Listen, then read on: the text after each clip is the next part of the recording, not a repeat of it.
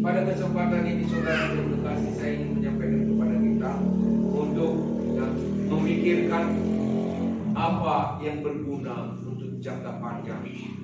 Terkadang kita terjebak untuk hal-hal jangka pendek, saat ini, sekarang ini, ya. Nah, ada sesuatu hal yang membuat kita kadang-kadang terikat, terbelenggu dengan hal-hal yang kita pikir penting, padahal sebenarnya terbatas untuk saat ini. Sebab itu saudara harus kita berpikiran luar situasi, ya. Artinya jangan kita terbawa suatu perasaan, pemikiran untuk situasi saat ini. Pikirkanlah hal yang akan datang. Pikirkanlah hal-hal yang akan datang. Itu malah maka Alkitab mengajarkan kita selalu agar kita berpengharapan, agar kita beriman, agar kita berdoa. Karena hal yang akan datang lebih penting daripada hal saat ini. Hari esok bukan milik kita, karena itu adalah milik Tuhan. Kita tidak tahu apa yang akan terjadi hari esok, tetapi Tuhan tahu. Haleluya. Kita tidak tahu bagaimana keadaan kita. Sebab itu jangan kita takabur saat ini. Apa yang sudah kita capai, apa yang sudah kita genggam di tangan, bisa saja terlepas kalau kita tidak pernah memikirkan hal yang akan datang. Jadi itulah maka Tuhan selalu menjanjikan kepada kita keselamatan. Nah, bukan hanya keselamatan saat ini, keselamatan untuk yang akan datang. Jadi terlalu banyak orang hanya hidup berkecimpung untuk saat ini. Maka terkadang persekutuan kepada Tuhan selalu dibatasi. Sepertinya mumpung ada waktu, kalau ada waktu saja. Jangan, itulah saudaraku situasi. Kadang-kadang iblis bekerja lewat situasi kehidupan kita. Saya katakan tadi bahwa hari esok bukan milik kita, itu milik Tuhan. Itulah sebabnya marilah kita serahkan sama Tuhan seluruh kehidupan kita. Baru-baru ini dikatakan bahwa corona sudah mulai reda. Sekarang ini sudah ada lagi Omikron, ya. Nah, sudah diumumkan lagi di Jakarta. Sudah dibatasi lagi pergerakan masyarakat. Ya. Berarti inilah yang kita tidak bisa rancang dalam kehidupan kita. Kita nggak bisa berandai-andai, oh kalau udah seperti ini, udah mulai aman, saya seperti ini akan melakukan ini. Besok nggak tentu lagi. Sebab itulah saudara yang kasih, teruslah hidup di dalam rencana Tuhan saja. Ya, saudara mengerti yang saya maksud. Ada banyak hal-hal yang bisa menyita waktu kita, yang mencuri fokus pikiran kita. Kadang-kadang ekonomi. Jadi sering saya katakan, semakin kita cari pun ekonomi, banyak yang sudah melibat kehidupannya secara ekonomi, selalu kekurangan juga. Banyak yang menghabiskan waktunya 12 jam satu hari, pergi ke bekerja ke usahanya, mulai dari jam 6 pulang jam 6 sore. Kan begitu ya. Bahkan ada yang pulang sampai jam 7 sampai jam 8 malam. Mencari dan mencari, mengejar dan mengejar terus. Tahu kehidupan seperti itu juga. Waktu untuk bersekutu kepada Tuhan dibatasi. Mengingat kebenaran firman Tuhan sepertinya menghilang. Karena capeknya mungkin dalam pekerjaan. Nah, ini saudara yang kasih hal-hal yang kadang kita tidak terpikir bahwa sebenarnya iblis sedang bekerja dalam semuanya itu. Sehingga kita hanya terus hidup untuk mengeluh dan memikirkan kehidupan kita.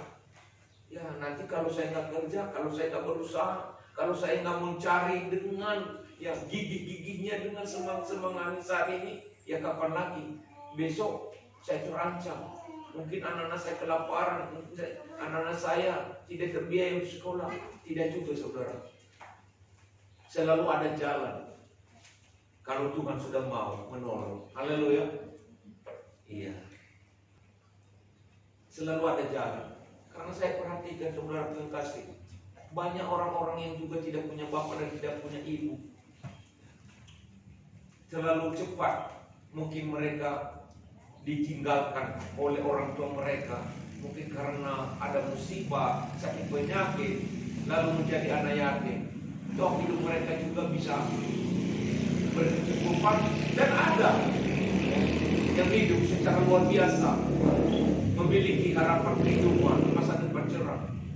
Ada juga saudaraku yang kasih, yang tadinya orang tuanya tidak pernah membatasi waktu untuk bekerja demi untuk anak-anaknya. Setelah mereka meninggal, apa yang ditinggalkan kepada anak-anak ludes dengan cepat. Itulah yang kita tidak tahu. Bagaimana cara kehidupan setiap orang. Tetapi yang Tuhan inginkan kepada kita adalah situasi kita jangan itu yang mengikat kita. Kondisi kita jangan itu yang menghantui kita. Maka Tuhan mengajarkan kepada murid-murid, jangan kamu khawatir tentang apapun juga. Semua yang kita dikhawatirkan manusia, dikhawatirkan dunia, seluruh bangsa mencarinya. Bergerak untuk semuanya itu. Memfokuskan pikiran untuk semuanya itu. Tetapi kamu jangan khawatir. Jangan khawatir. Karena kamu tidak bisa menambah sehasta saja kebutuhan untuk hidupmu. Kalau Tuhan sudah menciptakan burung peri, yang tidak menabur dan tidak menanam, toh bisa juga mendapatkan makanan. Apalagi kamu yang adalah ciptaan tangan Tuhan, milik Bapamu yang di surga. Tuhan cukupkan. Carilah dahulu kerajaan Allah dan kebenarannya. Semua itu akan ditambahkan kepada apa yang kita perlukan, apa yang kita butuhkan dalam hidup ini. Haleluya. Nah, jadi artinya saudaraku yang kasih, jangan kita terbawa satu kondisi dan situasi. Jangan kita sampai tergiring untuk hal-hal itu. Supaya kita jangan tinggalkan persekutuan kepada Tuhan. Haleluya. Alkitab bercerita kepada kita tentang Esau. Mari kita baca, saudaraku, di dalam Ibrani pasal 12 ayat 15 mulai sampai ayat 17. Ibrani pasal 12 ayat 15 mulai. Jagalah supaya jangan ada seorang pun menjauhkan diri dari kasih karunia Allah, agar jangan tumbuh akar pahit yang menimbulkan kerusuhan dan yang mencemarkan banyak orang. Ayat 16.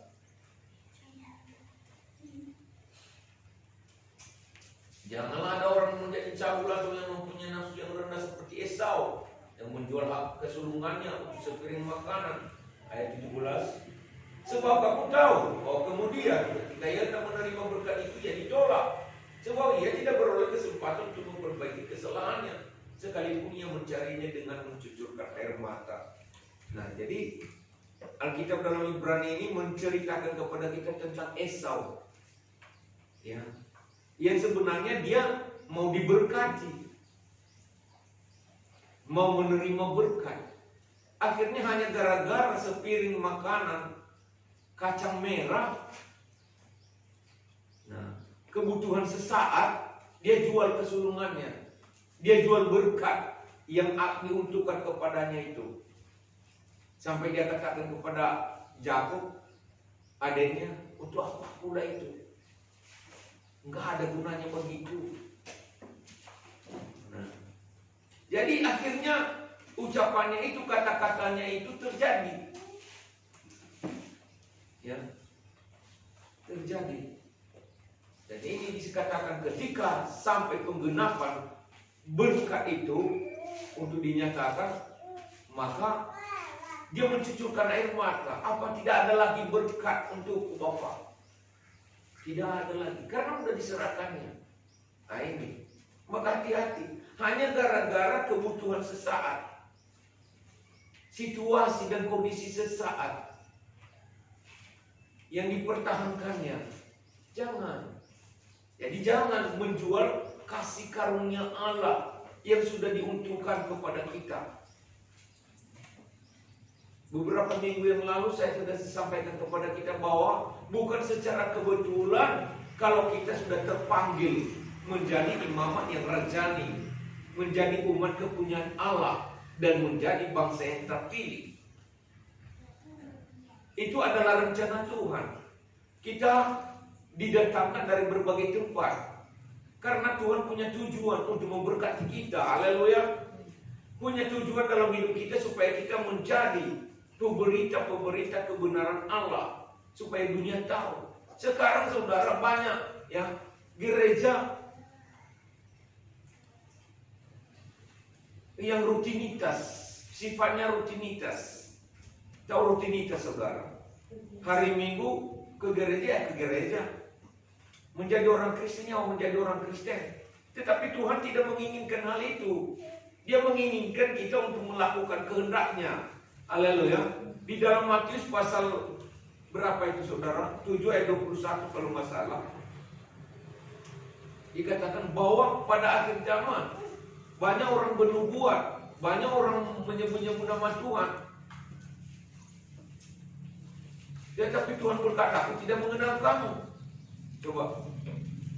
Bukan setiap orang berseru kepadaku, Tuhan, Tuhan, akan masuk ke dalam kerajaan surga, melainkan dia melakukan kehendak Bapa yang di surga. Siapa apa yang dikehendaki Tuhan di sini? Melakukan kehendaknya. Bisa saja kita memiliki gereja mewah. Bisa saja kita dikatakan gereja yang paling banyak jumlahnya, yang paling banyak orangnya. Tetapi kalau tidak kita melakukan kehendak Allah, maka kita ditolak.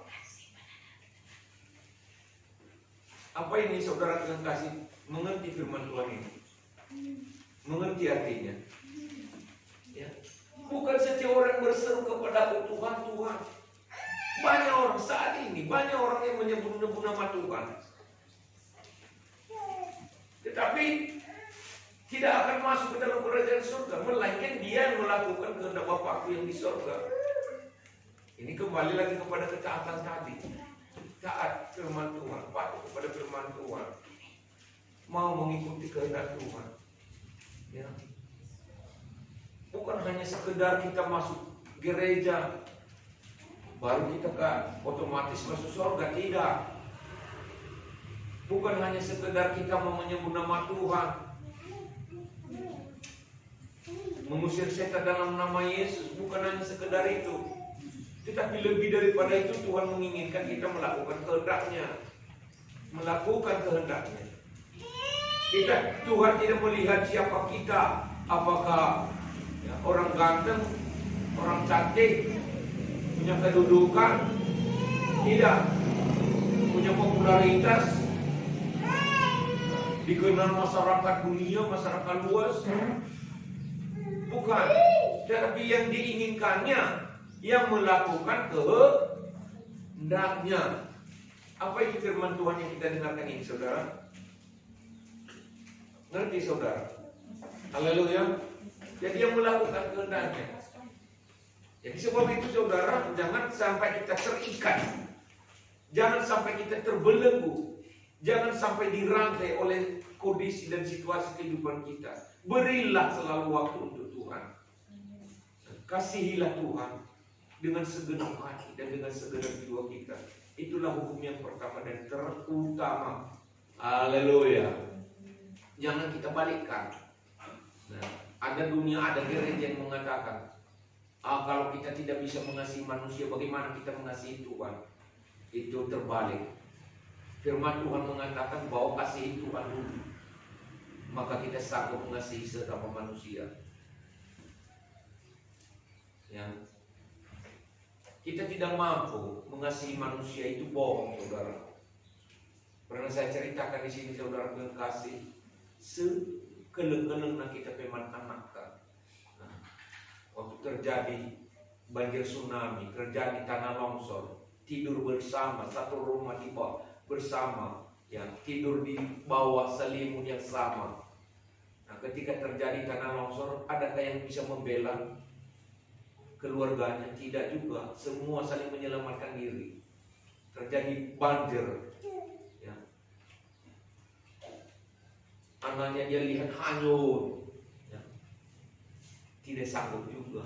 Itulah yang membuktikan bahwa memang kasih manusia itu terbatas. Bukan kita mengasihi, tetapi terbatas. Kemampuan kita itu terbatas untuk menolong apapun katanya.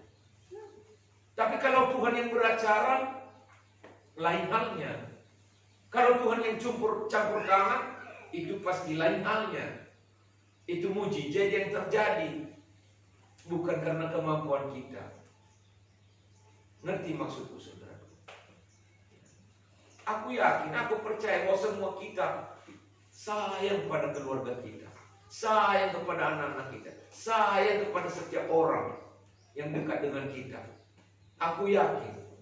Tetapi kasih sayang kita itu pasti terbatas.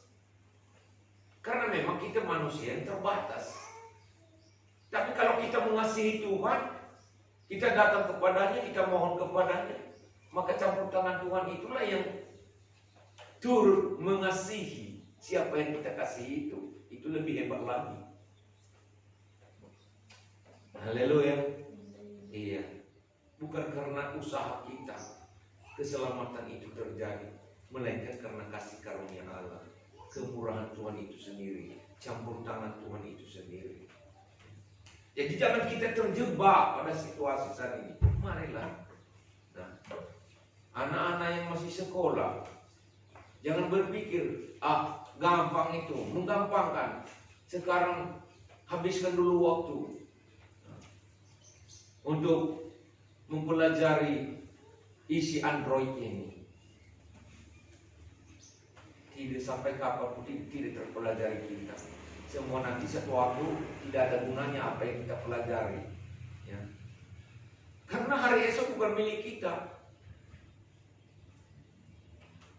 Tapi Tuhan bisa beracara dalam hidup kita untuk bisa membuat masa depan kita cerah. Kalau kita berserah terus kepada Tuhan, ya. Artinya tidak kita membuang-buang waktu untuk hal-hal yang tidak begitu, yang hanya sesaat. Banyak orang kan seperti itu, ya. Untuk yang sesaat aja, itu aja yang dia pikirkan. Wah, karya cuman nanti ini. Nah, inilah yang harus kulakukan, inilah yang harus kuperbuat. Beribadah malas, berdoa malas, tidak ada waktu, ya. Merenungkan firman Tuhan tidak ada waktu. Nah, datang ke gereja tidak ada waktu, ikuti doa syafaat nggak ada waktu. Semuanya serba melihat situasi, kondisi, aduh dingin di luar. Apa yang ada di tangan kita itu kita gunakan. Itulah yang membuat orang Israel keluar dari Mesir, karena mujizat-mujizat Tuhan yang datang dari tongkat yang ada di tangan Musa itu.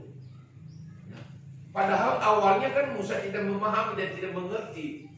Nah, karena dia sebagai penggembala domba, pamannya atau mertuanya Jitro, dia membawa tongkat, dan dia tidak pikirkan bahwa sebenarnya itu sangat berarti. Nah, aku dengan berbagai alasan dia katakan kepadaku, aku tidak berdaya, aku tidak punya kemampuan apa-apa, berbicara aja pun aku gagap, ya. Lidahku bentak, aku nggak bisa bilang apa-apa, apalagi menghadap Raja Firaun. Wah, pasti ditertawain. Aku bodoh, nggak punya sekolah. Tidak. Apa yang ada di tanganmu itu? Hanya tongkat. Bantingkan ke tanah. Berubah menjadi ular. Tangkap ekornya. Berubah lagi kembali kepada tongkat. Nah, ketika Firaun terus menghalang-halangi, lalu dipukulkan ke air sungai Nil, berubah air menjadi darah.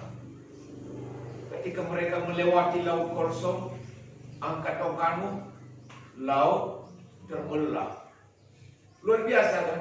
Ketika orang Israel membutuhkan air, yang dia tunjukkan kepada batu, gunung batu mengeluarkan air.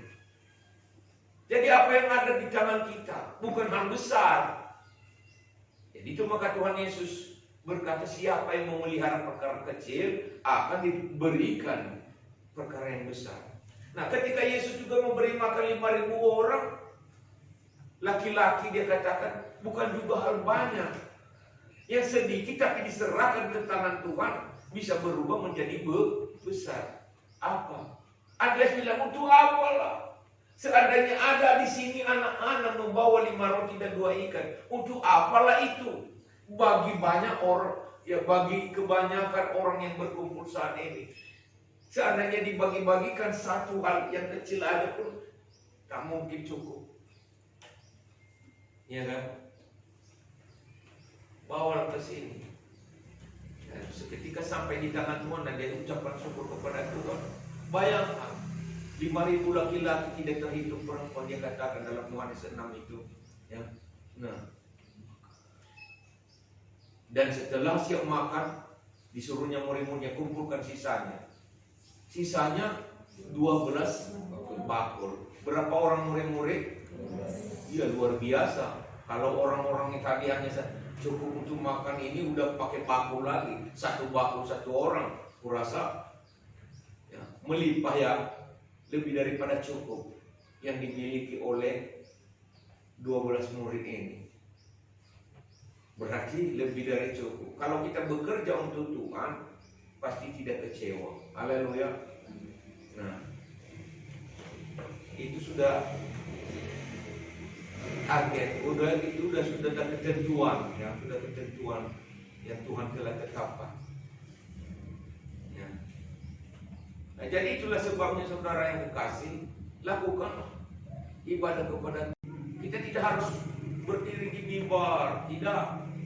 Ketika kita berlutut di hadapan Tuhan di gereja itu satu jalan berkat, satu jalan mujizat bisa terjadi kepada kita. Tetapi saya katakan kepada kita, karena tadi ya, kita terlalu fokus pada situasi hidup kita, terlalu banyak berpikir untuk situasi hidup kita, maka kita tidak bisa melakukan persekutuan kepada Tuhan seperti yang diinginkan Tuhan. Itu maka saya katakan, berpikirlah di luar situasi. Pikirkanlah apa yang berguna untuk masa yang akan datang. Karena apa yang kita lakukan hari ini berguna untuk hari esok. Ibadah yang kita lakukan hari ini pasti akan terjadi hari esok. Doa-doa yang Daniel lakukan ya 3 kali 1 hari ya di rumahnya. Tahukah saudara, ketika dia dimasukkan di dalam gua singa, itu yang membuat bulu-bulu singa itu apa namanya? Iya, tidak sanggup menerkam si Daniel. Haleluya. Kadang-kadang kan kita setelah kita ya sakit baru, oh Tuhan, itu Tuhan aku nak. Oh milik batang nampak lah. Ya. Haleluya. Tetapi kamu harus beribadah kepada Tuhan Allahmu, maka Ia akan memberkati roti makananmu dan air minumanmu, dan aku akan menjauhkan penyakit dari tengah-tengahmu. Nah, ibadah 2 hari ini nampak di kamar esok, nampak di kamar lusa, nampak di kita hari ke-3 dan seterusnya. Haleluya. Jadi jangan kita pikir, untuk apalah saya beribadah hari ini. Tidak. Semua kalau kita hubungkan di dalam 1 Timotius 4:8 dikatakan 8:9 dikatakan bahwa ibadah itu berguna dalam segala, untuk hidup hari ini juga untuk hidup hari yang akan. Jadi ibadah itu untuk apa kita? Untuk kita. Untuk hidup hari ini, untuk hidup yang akan datang. Jadi jangan kita berpikir, santai saja sekali. Ada orang yang melakukan ibadah sekali setahun. Jangan. Ya kecuali memang kita lama pula. Ya, langsung berjalan. Itu lain halnya saudaraku. Haleluya. Karena memang kita udah koma. Artinya koma berarti memang kondisi tubuh kita juga tidak mampu. Tidak mampu berjalan. Kadang tidak mampu, bukan nggak mampu. Ya. Ini kita tidak lakukan. Lalu kita habiskan waktu kita nonton tinju di TV, nonton olahraga, atau pergi kita ke rekreasi. Ini masalah lagi. Lakukan apa yang berkenan kepada Tuhan, yang mendatangkan berkat untuk hari esok bagi hidup kita, yang mendatangkan berkat untuk hari esok bagi kita. Beribadah pada hari ini bukan tidak ada imbalannya daripada Tuhan. Ada, maka dia telah tulis di dalam firman-Nya. Aku memberkati roti makananmu, artinya makanan kita, ya. Nasi kita, air minuman kita, dia berkati. Kalau kamu beribadah kepada Ku, jauhkan dari antaramu, ya, sakit penyakit. Ini kalian janji Tuhan itu. Dikatakan di dalam 1 Timotius, ibadah itu pasal 4, kalau nggak salah ya. Coba baca. Ayat 7, 8, 9 kalau nggak salah ya. 8 ayat 9. 1 Timotius 4 ayat 8. Tetapi jauhilah, iya, ayat 7 tadi. Tetapi jauhilah tahayul dan dongeng nenek-nenek tua. Latihlah dirimu beribadah. Kadang-kadang kita ini saudara yang kasih cakap-cakap sinteral kalau cuma ikut-ikutan. Nah, turin-turin adat nenek-nenek tua, tahayul-tahayul.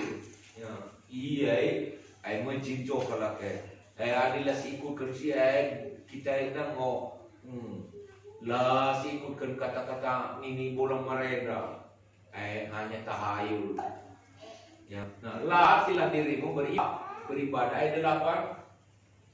Latihan badani terbatas gunanya, tetapi ibadah itu berguna dalam segala hal, karena mengandung janji baik untuk hidup maupun untuk hidup yang baik, hidup ini maupun untuk hidup yang akan datang. Nah, ayat 9 ini kan.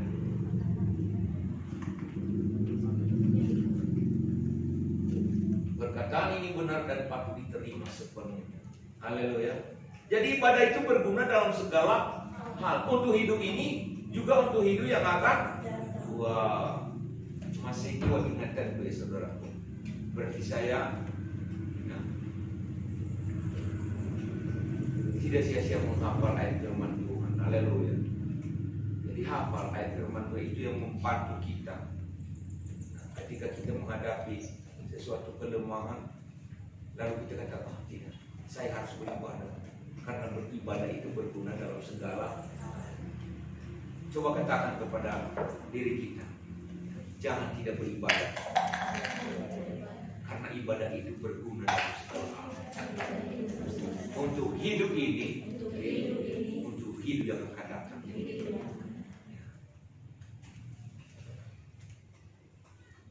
Jadi jangan tidur. Ya, melakukan dari sekalian. Jangan, karena ibadah itu berguna dalam segala hal, saudaraku. Berguna dalam segala. Ya. Berikanlah waktu untuk beribadah kepada Tuhan. Berikan waktu. Kalahkan keinginan daging.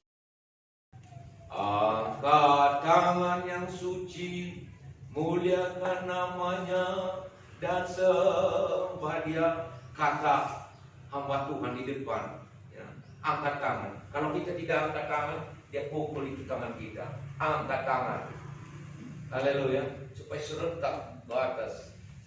Tujuannya apa? Supaya hadirat Tuhan itu turun, ya, supaya hadirat Tuhan itu. Kalau dia suruh kita berdiri dengan serentak, supaya apa? Kalau nggak ada yang berdiri, saudara yang kasih, dia pukul kita. Itu ada pengawasnya. Itu ada nabinya khusus yang memperingati. Jadi jangan kita tersita oleh situasi saat ini. Itu yang saya katakan tadi.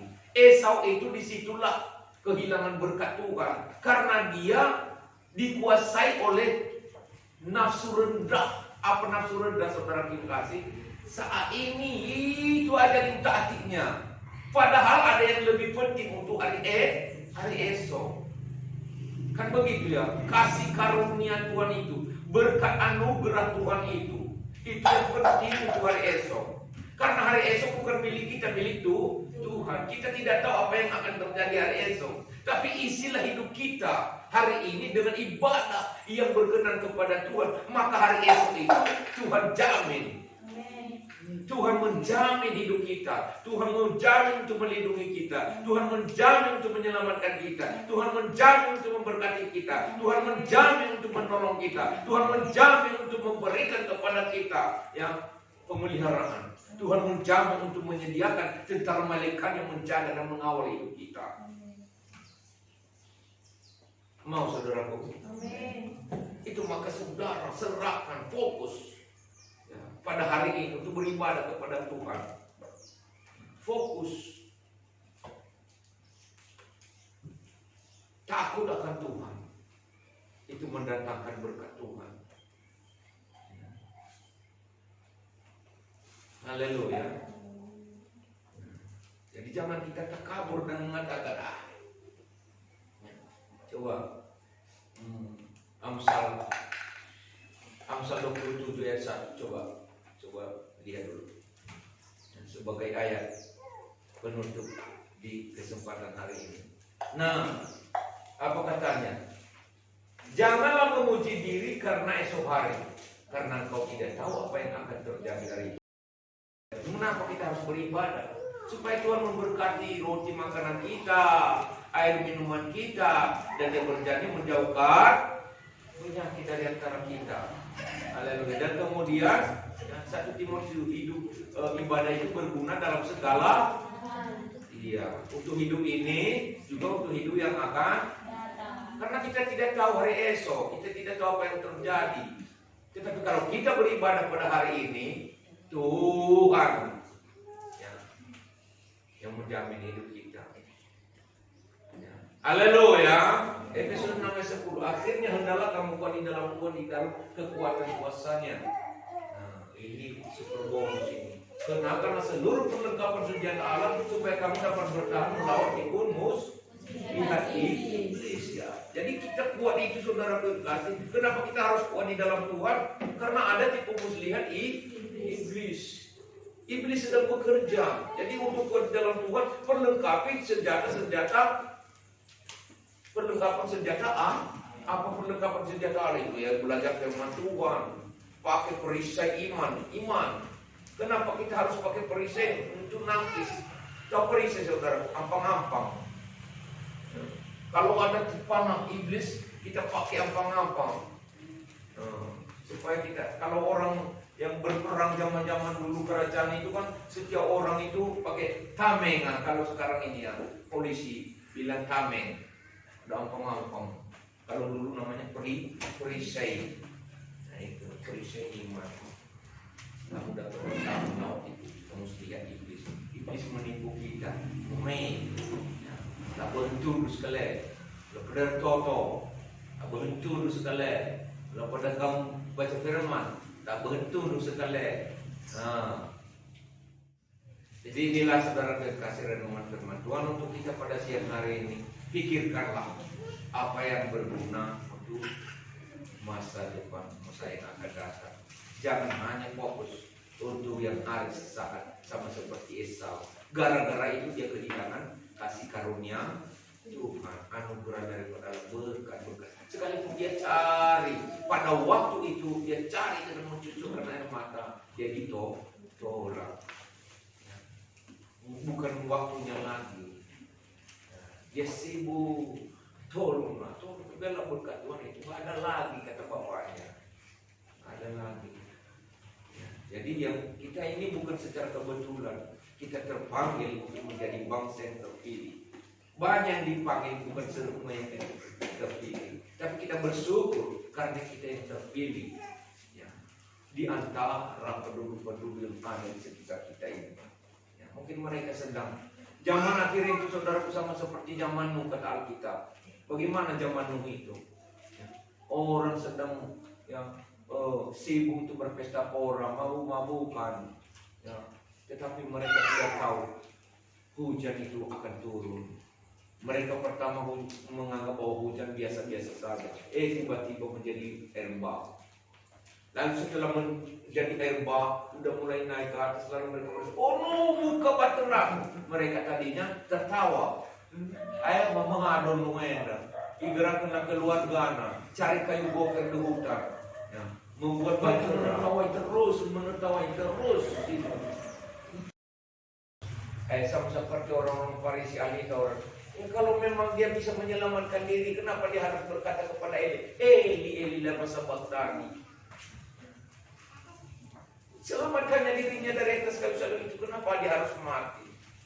Itulah bahasa-bahasa orang dulu, ahli Taurat, orang Farisi. Tapi bukan seperti itu. Ya. Misi Tuhan bukan seperti itu. Dia harus mengikuti firman Tuhan, mengikuti penggenapan firman Tuhan. Haleluya. Iya. Kalau dia menyelamatkan dirinya, sama seperti ketika dia ditangkap, ya di Taman Getsemani itu oleh tentara Romawi. Nah, dia katakan, kalau aku mau, bisa kuperintahkan 12 legion, ya, 12 legion untuk mau membebaskan aku. Tetapi tidak, kehendak Tuhan yang tidak. Jadi memang dia tahu sakit penyaliban itu. Ketika dia berdoa di Taman Getsemani itu, dia katakan, kalau bisa lalu biarlah lalu, tetapi kehendak mulai yang jadi ya Tuhan. Jadi kehendak Tuhan itu kan harus seperti itu. Firman itu telah jadi manusia dan ada di antara kita. Dan dia ada sejak semula. Dunia diciptakan oleh dia. Jadilah firman, maka semuanya jadi. Firman itu telah menjadi manusia untuk menyelamatkan kita. Dan firman itu dalam Yohanes 1 ayat 1 dikatakan bahwa firman itu adalah Allah. Allah itu adalah dan dia ada di antara kita. Ayat 14. Haleluya. Jadi kita bersyukur saudara kekasih karena kita mempelajari dan firman itu hidup di hati kita dan hidup kita hidup di dalam firman ini. Amin.